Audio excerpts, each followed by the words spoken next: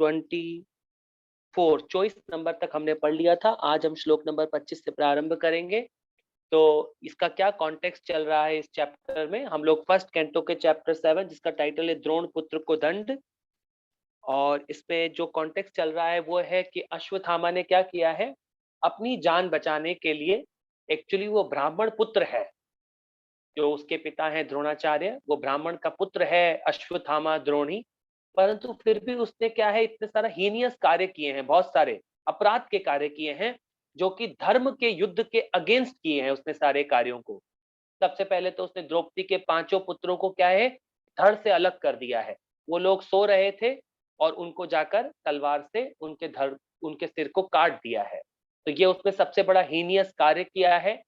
और अब वो क्या कर रहा है अपनी जान बचाने के लिए, क्योंकि अर्जुन ने प्रतिज्ञा कर ली है और द्रौपदी महारानी को बोला है कि मैं अब जब तक उसका सर काट के नहीं लाऊंगा तुम्हारे लिए, तुम उस पर खड़ी होकर फिर स्नान करना।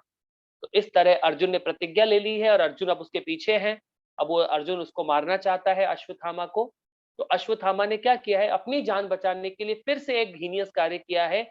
उसको जो ब्रह्मास्त्र है, जो मंत्रों के द्वारा जो न्यूक्लियर वेपन जनरेट किया जाता है, आजकल के न्यूक्लियर वेपन कैसे हैं? ग्रॉस न्यूक्लियर वेपन है। और उस समय कैसी विद्या होती थी? वो विद्या एक्चुअली आज भी एग्जिस्ट करती है, परंतु वैसे प्योर ब्राह्मण नहीं है अभी इस सोसाइटी में।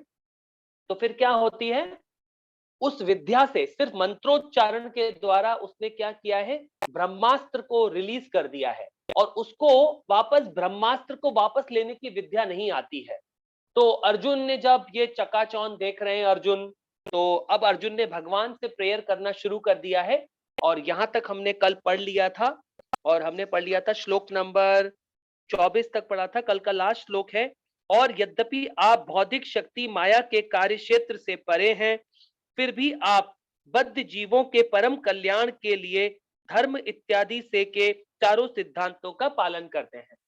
तो जो भगवान श्री कृष्ण अर्जुन के साथ हैं सारथी के रूप में, वो उसके रथ पर है, एक मित्र के रूप में उसके रथ पर है, गुरु के रूप में उसके रथ पे बैठे हुए हैं अर्जुन के। तो वो भगवान के बारे में बता रहे हैं कि जो भगवान है, इवन दो वो सारे रोल यहाँ पर आके निभाते हैं, वो हमको ऐसा लगता है कि भगवान एक मनुष्य शरीर में अवतरित हुए हैं, परंतु फिर भी भगवान क्या है सारे जो नॉर्मल तरीके से क्या है सभी को दिखाते हैं कि भक्ति कैसे करनी है। सारे के सारे सिस्टम को यहाँ खुद भी पालन करके दिखाते हैं भगवान। भगवान जब द्वारका में थे अपनी रानियों के साथ, तो उन्होंने वैसे ही व्यवहार करते थे जैसे कि नॉर्मल हस्बैंड दिखता है। परंतु एक बार जब नारद मुनि ने सोचा कि भगवान की 16,108 रानियां हैं, तो ये हर महल में क्या कर रहे होंगे भगवान। तो नारद मुनि ने क्या हो गया भगवान पर शंका कर कर वो क्या करे, नारद मुनि भगवान के सबसे पहले पहले महल में गए। तो उन्होंने देखा वो भी भगवान के साथ अपनी रानी के साथ बैठे हुए हैं भगवान। फिर दूसरे में गए तो भगवान अपने बच्चों के साथ खेल रहे हैं।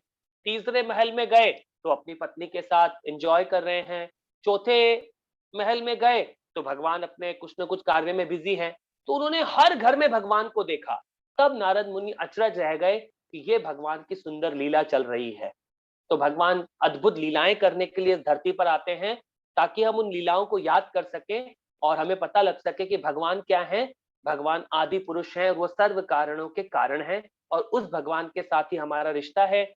और ये जो हम टेम्पररी बॉडी में फंसे हुए हैं, ये इस मिट्टी के शरीर में हम फंसे हुए हैं, तो ये सारा का सारा एक इल्यूजरी हमारे साथ एक एक तरह का नाटक कंपनी होती है ना, वही ये भौतिक संसार एक तरह की नाटक कंपनी है। इसमें सब मिट्टी के तत्वों में सब बिजी हो जाते हैं।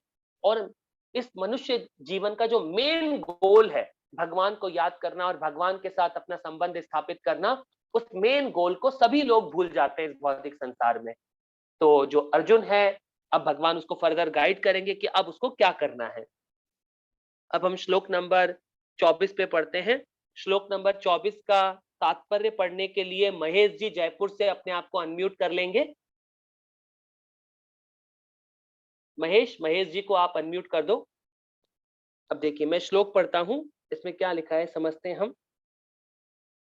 तथायाम चावतास्ते भुवो भारार्जी ईर्षया स्वानां चानन्य भावा अनुध्याय चासकृत। इस प्रकार आप संसार का भार हटाने तथा अपने मित्रों तथा विशेषकर अपने ध्यान में लीन रहने वाले आपके अनन्य भक्तों को लाभ पहुंचाने के लिए अवतरित होते हैं। तो देखिए भगवान क्यों अवतरित होते हैं इस श्लोक में भी बताया गया है। वैसे भगवान के बहुत पर्पस होते हैं अपने पर्सनल डिवोटीज के लिए।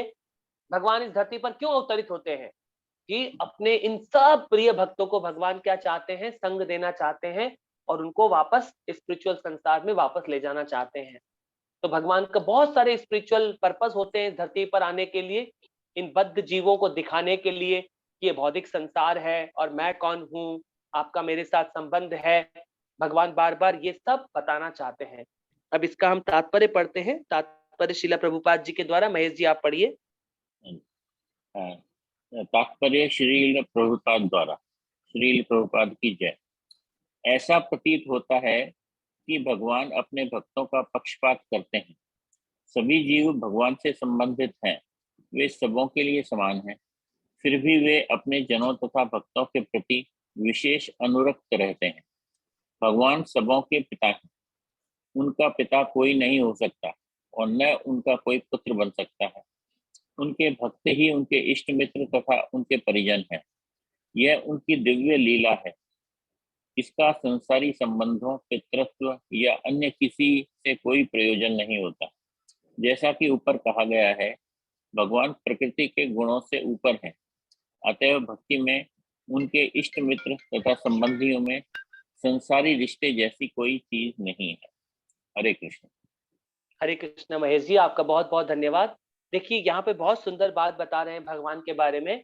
सबसे पहले तो बताया कि इन्होंने कि जो ये भगवान इस धरती पर आते हैं, भगवान पुत्र रूप में आते हैं, भगवान पिता रूप में आते हैं, भगवान प्रेमी रूप में आते हैं, बहुत सारे तरीके से भगवान अपनी लीलाओं को करते हैं।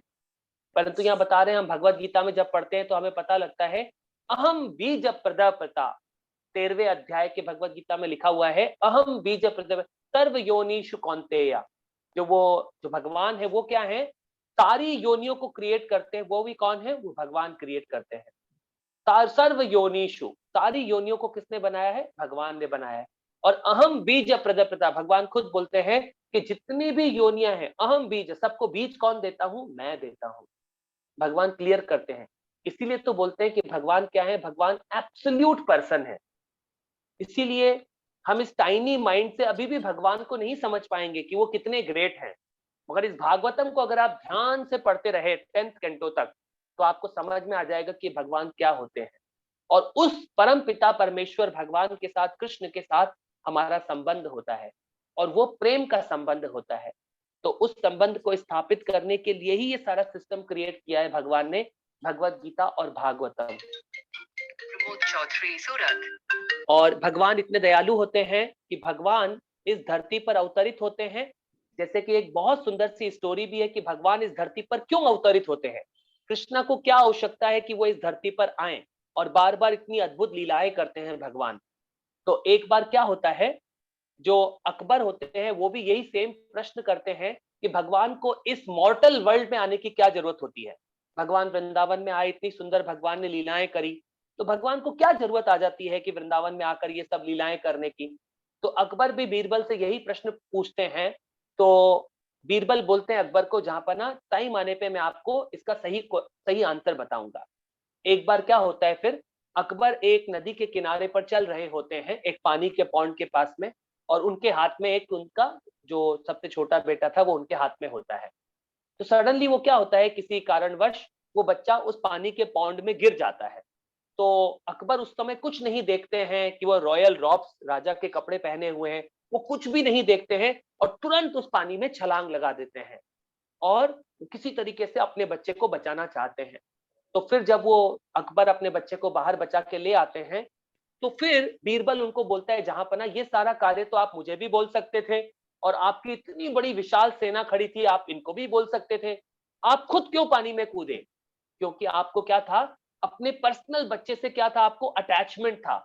इसी तरीके से भगवान इस धरती पर क्यों आते हैं लीला करने के लिए, क्योंकि भगवान चाहते हैं हम सब आत्माएं इस भौतिक संसार में इस जन्म और मृत्यु के चक्र में ये जो मिट्टी वाला शरीर है हमारा, ये हम बार बार अपनी इंडिपेंडेंस टेंडेंसी के कारण इस भौतिक संसार में बार बार हम गिरते रहते हैं, इस मिट्टी का शरीर लेते रहते हैं। ये म्यूकस, पस, ब्लड, बोन्स वाला जो ये शरीर है, ये बार बार हम लेते रहते हैं और इसमें हम परेशान होते रहते हैं। तो भगवान चाहते हैं कि आप इसको समझें और यहाँ से आप निकलने का प्रयास करें। ये कृष्णा का प्लानिंग होता है हमें ट्रेनिंग देने का। तो अगर हम यहाँ से भगवान की इस सुंदर लीला को अगर हम समझ जाएंगे तो हम भी इस भौतिक संसार से निकल सकते हैं। तो इसीलिए भगवान इस श्लोक में क्या बोल रहे हैं, डेफिनेटली भगवान के जो भक्त होते हैं, भगवान उनको पर्सनल फेवर करते हैं। भगवान सबके समान है, परंतु फिर भी जो भगवान के भक्त होते हैं, भगवान को चाहते हैं कि मेरे भक्त क्या करें, वो स्पेशल, जैसे अर्जुन है। तो हर भक्त अपने, भगवान खुद बोलते हैं कि मैं अपने भक्तों के लिए सारे रूल तोड़ देता हूँ। अगर जो मेरे भक्त हैं, अनन्य भक्त हैं, मैं उनके लिए अपने सारे रूल तोड़ देता हूँ और अपने भक्तों की रक्षा के लिए, अपने भक्तों को इस भक्ति में लगाए रखने के लिए मैं कुछ भी कर देता हूँ, ताकि उनका क्या रहे, फेथ मेंटेन रहे। तो हम अगले श्लोक में पढ़ते हैं। अगला श्लोक है श्लोक नंबर 26 और श्लोक नंबर 26 में छोटा सा तात्पर्य है, मैं उसको पढ़ने का प्रयास करता हूँ। अब भगवान बोल रहे हैं, किमिदं स्वित्कृतो वेति देवदेवेन वेद्म्यहम् सर्वतो मुखामायाति तेजः परमादारुणम्। अब वो बोल रहे हैं, हे देवाधिदेव, चारों ओर फैलने वाला यह घातक प्रकाश कैसा है, यह कहां से आ रहा है, मैं इसे समझ नहीं पा रहा हूं। अब जो अर्जुन है, क्योंकि उसने क्या किया है, अश्वत्थामा ने ब्रह्मास्त्र को रिलीज कर दिया है। और ब्रह्मास्त्र क्या होता है, एक प्रकार का न्यूक्लियर वेपन होता है और उससे बहुत ज्यादा अग्नि तरह प्रकाश निकलता है, क्योंकि वो बहुत भयानक होता है ब्रह्मास्त्र। जिस भी उसको टारगेट करके छोड़ा जाता है, वो उस टारगेट को अटैक करता है जाकर। तो अब अर्जुन को कुछ समझ में नहीं आ रहा है, तो क्या करेंगे अर्जुन, क्या करेंगे इस पहले ब्रह्मास्त्र को, उसको क्या करेंगे हम आगे देखेंगे अर्जुन क्या करते हैं। इसका हम पहले तात्पर्य पढ़ते हैं। जो भी वस्तु भगवान के समक्ष प्रस्तुत की जाए, उसे सादर प्रार्थना पूर्वक करना चाहिए। यही यही मानिक विधि है। और अर्जुन ने भगवान के अंतरंग सखा होते हुए भी इस विधि का पालन सामान्य जनों को सूचित करने के लिए किया। तो एक्चुअली तो अर्जुन को अब जो करना है, अर्जुन को पता है, क्योंकि क्या था, ये जो ब्रह्मास्त्र छोड़ने की विद्या तो अश्वत्थामा को पता थी, परंतु ब्रह्मास्त्र को वापस लेने की विद्या उसको नहीं पता थी। तो अगले श्लोक में हम देखेंगे कि अब भगवान अर्जुन को गाइड करेंगे कि उसको फर्दर क्या करना है। तो अगले श्लोक में हम देखते हैं, अगले श्लोक का तात्पर्य पढ़ेंगे मेरे साथ अनु माता जी, जो जम्मू से हैं, सांबा से हैं। अनु माता जी आप पढ़िएगा, बहुत सुंदर श्लोक है। अब भगवान अपने भक्त को गाइडेंस देंगे कि अब तुम्हें क्या करना है अर्जुन, क्योंकि अर्जुन के सामने क्या है, ब्रह्मास्त्र आ चुका है और अश्वत्थामा ने अपनी जान बचाने के लिए ब्रह्मास्त्र छोड़ दिया है अर्जुन के ऊपर। तो अभी हम देखते हैं क्या हो रहा है। अनु माता जी, महेश अनु माता जी को अनम्यूट कर दीजिए। अब देखिए, श्री भगवान उवाचा वेदथेथम द्रोणपुत्रस्य ब्रह्मास्त्रमस्त्रम प्रदर्शितम नवासी वेद संहारम प्राणबोधा उपस्थिते। पूर्ण पुरुषोत्तम भगवान ने कहा, तुम मुझसे यह जान लो कि यह द्रोण के पुत्र का कार्य है। उसने आणविक शक्ति के मंत्र ब्रह्मास्त्र का प्रहार किया है और वह यह नहीं जानता कि उसको बांधकर कैसे लौटाया जाए। उसके निरुपाय होकर आसन्न मृत्यु के भय से ऐसा किया है। तो यहाँ पे भगवान उसको बताना चाह रहे हैं अर्जुन को कि उसको ये विद्या चलाने की विद्या तो आती है, पर लेने की विद्या नहीं आती है। और वो ब्राह्मण पुत्र है, उसने क्या किया है, बहुत सारे गलत कार्य किए अश्वत्थामा ने, बहुत सारे। जो ब्राह्मण को ये सब कार्य नहीं करने होते हैं, परंतु फिर भी उसने मृत्यु के डर से ब्राह्मणों को मृत्यु से कोई डर नहीं होता है, क्योंकि उनको तो पता होता है कि मैं शरीर नहीं हूं, ये मिट्टी का शरीर थोड़ी है हम लोग, ये मिट्टी का शरीर। परंतु वो क्या है, ब्राह्मण होते हुए भी उसने, उसको ये सारा ज्ञान होते हुए भी उसने ये सारे गलत कार्य किए। सबसे पहले तो द्रौपदी के 5 पुत्रों को उनका सर धड़ से अलग कर दिया, और अभी अर्जुन के ऊपर ये ब्रह्मास्त्र का प्रहार कर दिया है। तो अब भगवान उसको फर्दर गाइड करेंगे। माता जी आप तात्पर्य पढ़िए। हरे कृष्णा प्रभु जी। हाँ जी माता जी। तात्पर्य, ब्रह्मास्त्र आधुनिक आणविक हथियार के समान है, जिसका संचालन परमाणु ऊर्जा से किया जाता है। परमाणु शक्ति पूर्ण दहनशीलता पर आधारित है और ब्रह्मास्त्र भी इसी प्रकार चलता है। ये परमाणु विकिरणों के समान ही असह्य ताप उत्पन्न करता है, लेकिन अंतर इतना है कि परमाणु बम एक स्थूल नाभिकीय हथियार है, जबकि ब्रह्मास्त्र सूक्ष्म हथियार है, जिसे मंत्र पढ़कर उत्पन्न किया जाता है। ये स्वरथा भिन्न विज्ञान है और प्राचीन काल में भारतवर्ष में ऐसे विज्ञान का अनुशीलन होता था। मंत्रोच्चार का ये सूक्ष्म विज्ञान भी भौतिक है, लेकिन अभी भी आधुनिक भौतिक विज्ञानियों द्वारा इसको जानना शेष है। सूक्ष्म भौतिक विज्ञान कभी आध्यात्मिक नहीं होता, लेकिन आध्यात्मिक विधि से इसका प्रत्यक्ष संबंध होता है, जो और भी अधिक सूक्ष्म है। मंत्र का उच्चारण करने वाला जानता था कि अस्त्र को किस प्रकार छोड़ा जाए और फिर उसे किस प्रकार वापस लाया जाए। ये पूर्ण ज्ञान था, लेकिन इस सूक्ष्म विज्ञान का प्रयोग करने वाला द्रोण पुत्र ये नहीं जानता था कि किस प्रकार उसे लौटाया जाए। उसने अपनी मृत्यु को निकट देखकर भयभीत होकर इसका प्रयोग तो किया, लेकिन ये बात न केवल अनुचित थी बल्कि धर्म विरुद्ध भी थी। ब्राह्मण पुत्र होने के नाते उसे इतनी अधिक गलतियां नहीं करनी चाहिए थी, और कर्तव्य की ऐसी घोर उपेक्षा के लिए उसे स्वयं श्री भगवान दंडित करेंगे। हरे कृष्ण।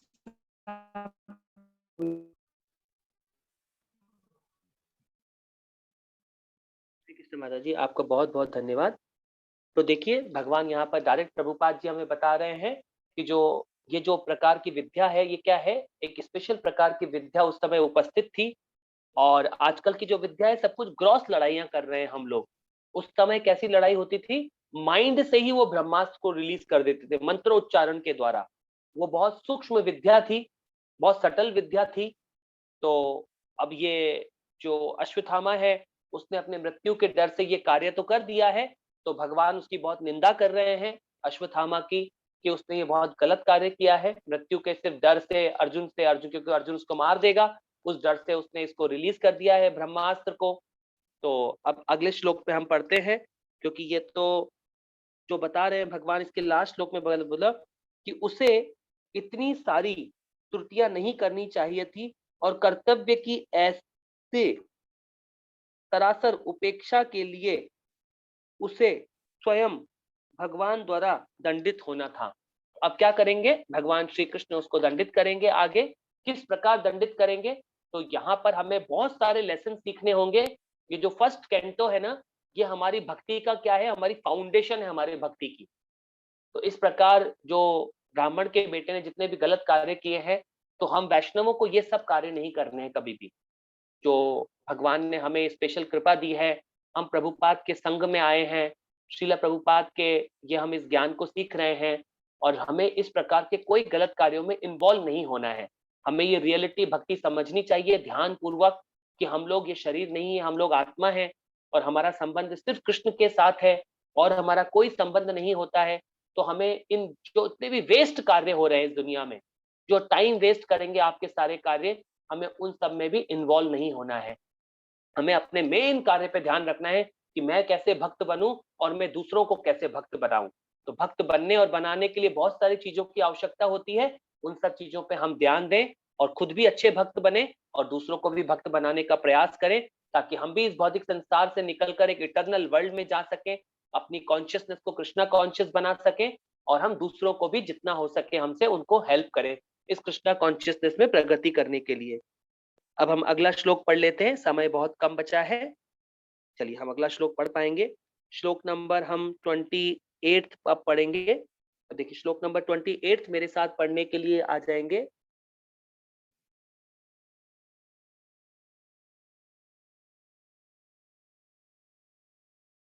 श्लोक नंबर 28 पढ़ने के लिए मीनाक्षी माता जी आप पढ़ेंगे, मीनाक्षी अरोड़ा माता जी।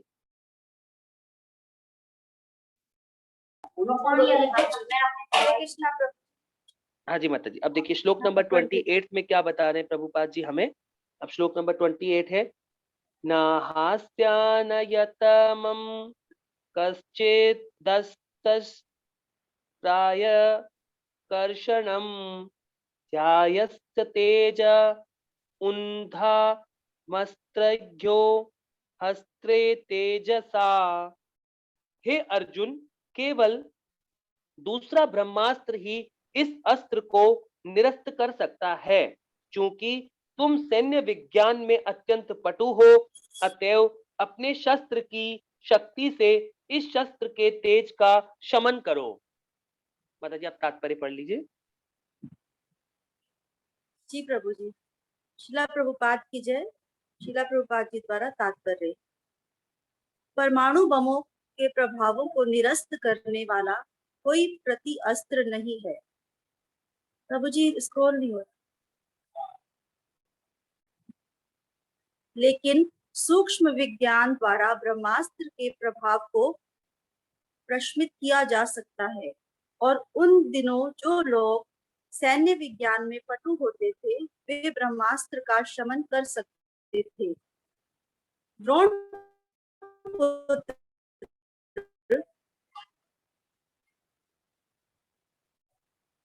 प्रभु जी स्क्रीन पे दिख नहीं रहा, स्क्रीन द्रोण पुत्र इस अस्त्र को प्रशमित करने की अस्त्र से इसे प्रशमित करने का आदेश मिला।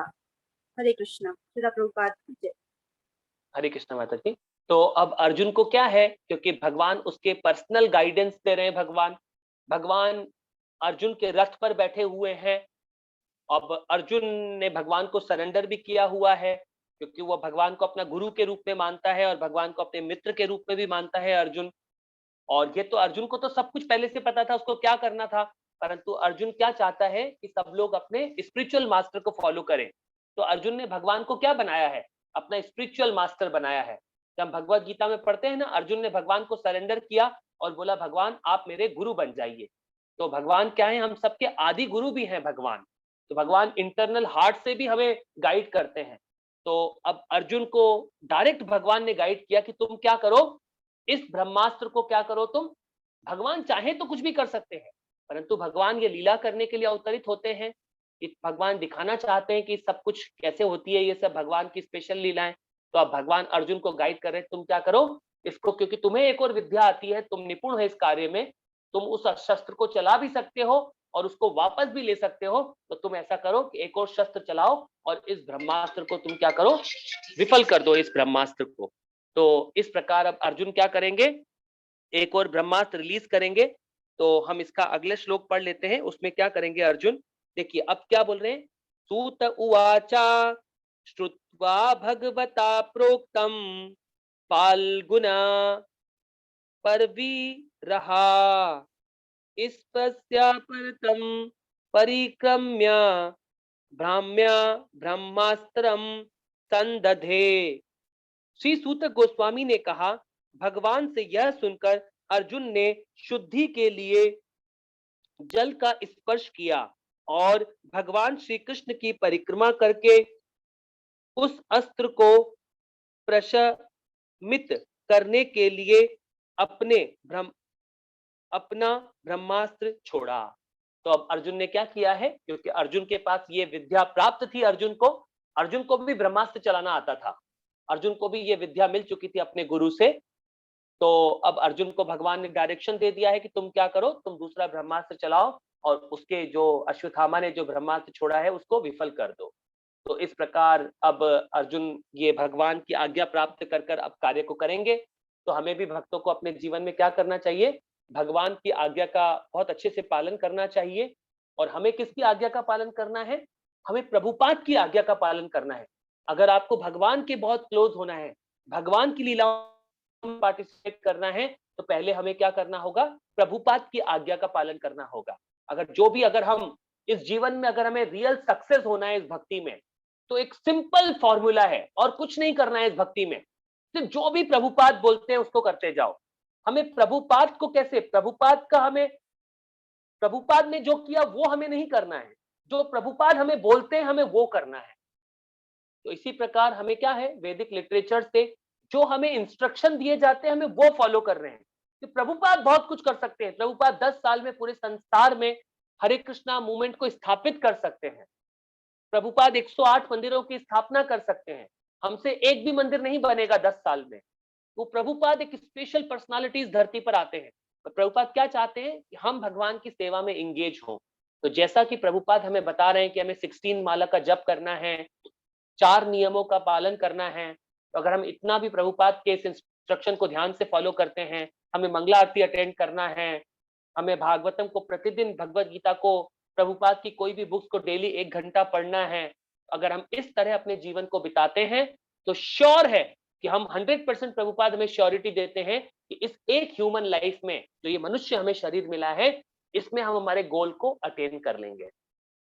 तो ये हमारे जीवन का सबसे बड़ा लक्ष्य होता है कि हम इस मनुष्य जीवन में जो सबसे इंपॉर्टेंट कार्य भगवान ने हमें दिया है, हम उस कार्य को करें और हम भगवान के बहुत प्रिय भक्त बन जाएंगे। हम भी भगवान के साथ पर्सनल एसोसिएशन में रह पाएंगे। आप सभी भक्तों का बहुत बहुत धन्यवाद। आज हमने श्लोक नंबर 29 तक कंप्लीट कर लिया है। हम कल श्लोक नंबर 30 से प्रारंभ करेंगे और आज की कथा को यहीं विराम करते हैं। और अगर अभी किसी का कोई प्रश्न है